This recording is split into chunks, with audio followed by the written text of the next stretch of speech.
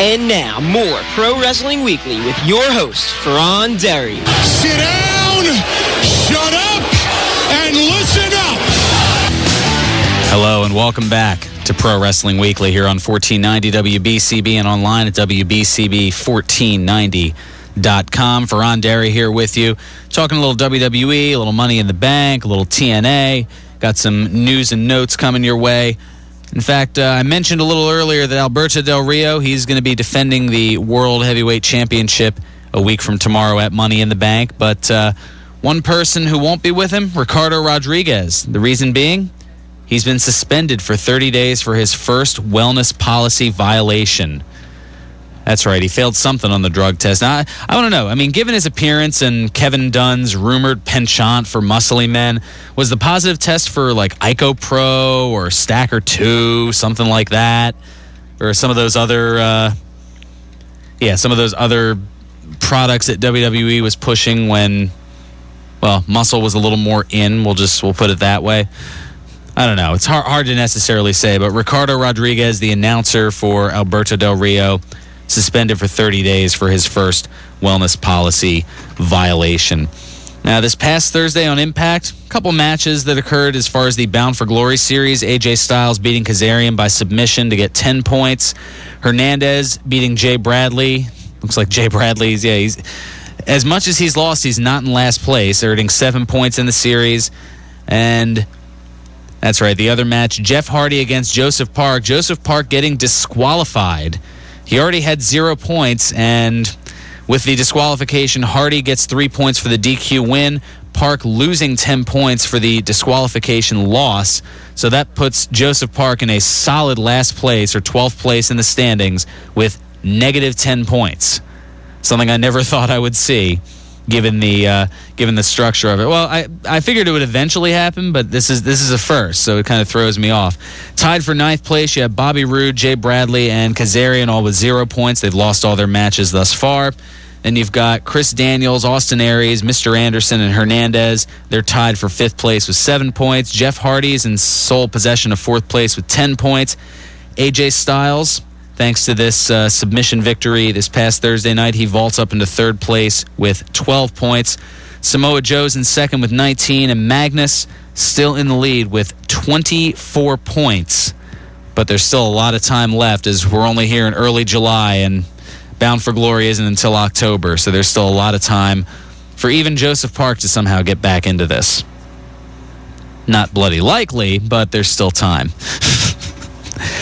And then there's the whole X Division Championship. Yes, Austin Aries kind of taking the mask and outfit of Suicide last week and competing in the match, beating Chris Sabin in that triple threat match, and deciding that he wanted to cash in the X Division title as was planned to get a world title shot like he did last year. And Austin Aries, he spoke a little bit about that on Impact. You know, some people, they love me. Some people, they love to boo me. Fact of the matter is, everybody now has to respect me. I came out here last week, and I just do what I do.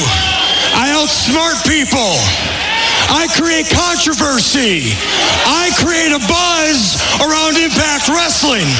You see, last year I was the man who instituted Option C. And what that means is that you get to take the X Division title if you're man enough to hold it, and you can cash it in for a shot at the World Heavyweight Championship.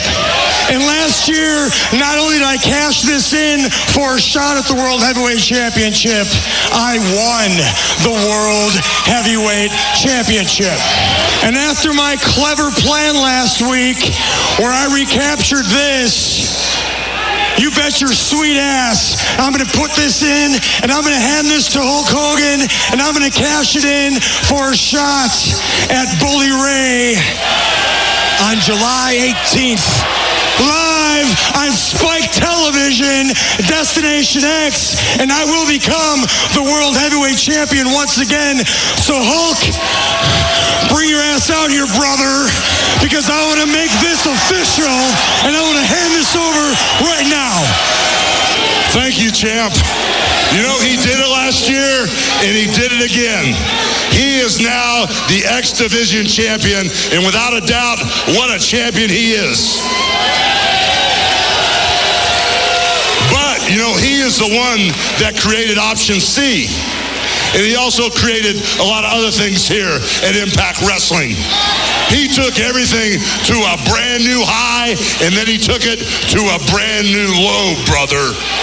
Because right here in Sin City, no one has ever seen a sin like you did, brother, even in the great town of Las Vegas, Nevada. No one has ever seen a sin like the ultimate betrayal and stealing of someone else's gimmick called gimmick infringement, brother. Hey, I don't infringe on people's gimmicks, brother. So, if that's the way it's going to go, there's a check and balance system here at Impact Wrestling. There's you that created Option C, and there's me who decides when. So, because I decide when, I say Option C happens at the end of the night tonight.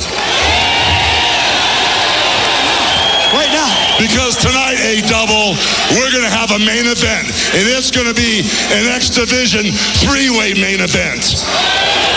What? A three-way X Division main event, brother. And the other two opponents that are coming out here to face you is the man that you stabbed in the back to win this belt. I changed his name, brother. It's not suicide anymore, brother. Take a guess what it is. It's Manic. Come on out here, brother. Who is this mystery man? Back him up. Oh, you don't have just one dark cloud, brother. You got two dark clouds coming at you, because the other guy in this three-way X Division title match is going to be the guy that never got pinned last week in the three-way. Saban Mania. Come on out, brother. So you see the way it goes, Austin. In the X Division main event tonight, you got two dark clouds coming at you. You got a chance to right the wrong, Mr. Saban. And you, brother, you get to get even for what he did to you.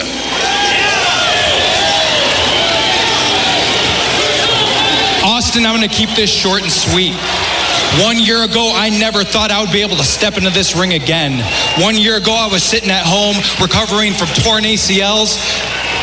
But you know what? I never gave up. I never stopped fighting. Here I am in this ring. And you know what? You really are the greatest scam that ever lived, aren't you, huh? Because you see that belt? I earned the X Division belt. I earned it. You cheated your way to the X Division belt. So guess what? There's nothing that you or anyone else can do to stop me from becoming a six-time X Division champion tonight. And yes, he ended up doing just that. Chris Sabin, a year removed from tearing both ACLs, the anterior cruciate ligament, if my medicology is correct. Something like that.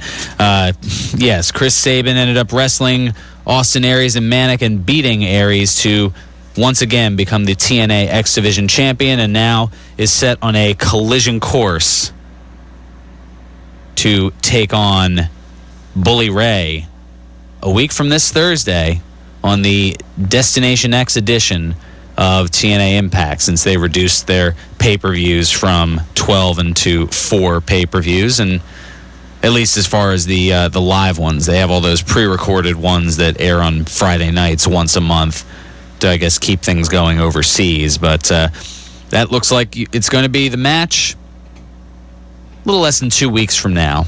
Chris Sabin and Bully Ray. Can he take on the leader of Aces and Eights and take the title and make that comeback story happen? Well, I guess we'll have to find out. I'll talk a little bit more about it next week in a video webisode, as I have been preempted or slammed from the airwaves, as Nick Catala put it. There he is. Slammed, or I took a bump from the airwaves. Contribution to the show. There we go. It is certainly appreciated. But yes, I will not be... actually, in the next 2 weeks, I'll only have half a show, as the following Saturday, the 20th, will be on from 12:05 until 12:30, and then we pick up Phillies coverage. Who? Phillies baseball. Phillies baseball. Heard this. Actually, I shouldn't. Yeah, I was going to say they won a game last night. They beat the Braves. Yeah. Braves are a good team. Yes. They got another game tonight. They'll. All kidding aside. Yeah. No. It's definitely want people to tune in, right? Where? Right here. WBCB 1490 to listen to the game. That's. Huh? I mean, where? Oh yeah. It's all right. Take your meds. It's okay. You used the word medicology. Yeah, I did. I like that. Is it a real word? I don't know. I like it though. It's a good one. It's radio. I kind of make things up on the fly. It should be a real word. We're gonna lobby for that to be a real word. We're gonna lobby for it to be a real. Okay. Yeah. We'll see what we can do about it. All right, we'll take a look at some Facebook feedback here. It's been kind of interesting over the course of the week and a half that I was gone. Oh gosh, John from Northeast Philly chiming in. Peter Griffin's feelings toward the what chance, and it has a YouTube link of Peter Griffin, of course from Family Guy, doing. I'm sure I can pull up the sound in a second here, but it's Peter's thoughts on on the what chance by the crowd is what I was referencing earlier. Oh my God, who the hell cares? Yeah, that's about what he thinks of it. And I have to admit I agree, but fans still like doing it because they do it. I don't know. They I guess entertain themselves for some silly reason. Also, I mentioned the wife swap video. That's on there. Also, the superstar who I'll be interviewing, I'll save that as an internet-only surprise. Got the Today in Wrestling History. Got a few of those coming. And Dan chiming in with a rumor that I really wish would go away. But unfortunately, it seems like it crops up every few months. Sting to WWE. It says, major rumor going around. We shall see after Bound for Glory. I hope he does one match with The Undertaker. It'd be really good for Sting's career. At this point, I can't. I think that window has kind of closed. I mean, considering that if they worked together at all, it might have been close to 25 years ago when they were both in WCW together before what was then Mean Mark Callis made his way over to the WWF to become The Undertaker. I don't know. Plus, there's the prospect or part of it that's Bob's pointing in. Why start the main event Mafia storyline and have him leave? And Dan pointing out his contract is up every year. He only signs in TNA for a one-year contract. So every year that it comes up for renewal, there's all those rumors of, is he going to go over to WWE? I'm sure once his career is said and done, maybe, who knows, 5-10 years down the road, if Vince McMahon's still around, he may extend that olive branch. If not, Triple H might have him inducted into the WWE Hall of Fame. But I think as far as a match, I mean, you're talking about a 53 or 54-year-old Sting against a 48, by that point, 49-year-old Undertaker, if you're looking at WrestleMania 30. Yeah, 54 and 49, that's a combined 103 years between the two of them. I thought we were trying to get away from WCW in the late 90s, where you saw all those matchups of the 40 and 50-somethings. Or even TNA in the early to mid 2000s, you saw a lot of that with Kevin Nash, who was around 50 at that point. And I don't know. I personally think that the window has closed on it, but who knows? And Joseph chiming in with, and we actually heard it when Mark Henry was talking about it. Why do some of these wrestlers feel the need to introduce themselves when starting a promo as if we don't already know who they are? That's true. I mean, you heard the Mark Henry clip. First thing he says is, my name is Mark Henry. Always a good thing to use your name. Well, true, to reinforce with maybe they're going for reinforcement. Younger fans, they're trying to learn things. I know, when I had Alex in here, there were a couple names that I had to mention to him a couple of times so he could go, oh, yeah, that guy. It's a matter of, again, WWE catering to a younger demographic, so they've got to work on and learn these things. So learning is definitely reinforcing numerous mentioning of names. That's certainly one way to do it, because live in the arena, you don't have the benefit of hearing Michael Cole and Jerry Lawler and JBL talking about these people at nauseam. Man Mountain Dean or Killer Kowalski.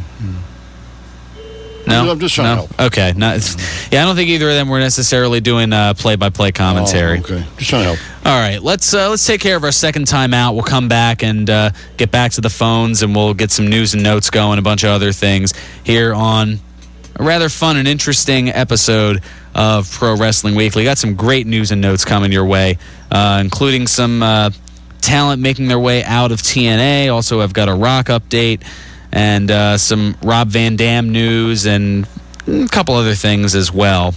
Plus, I've got Shawn Michaels to talk about as well. That's coming up on the other side also. This is Pro Wrestling Weekly here on 1490 WBCB and online at WBCB1490.com.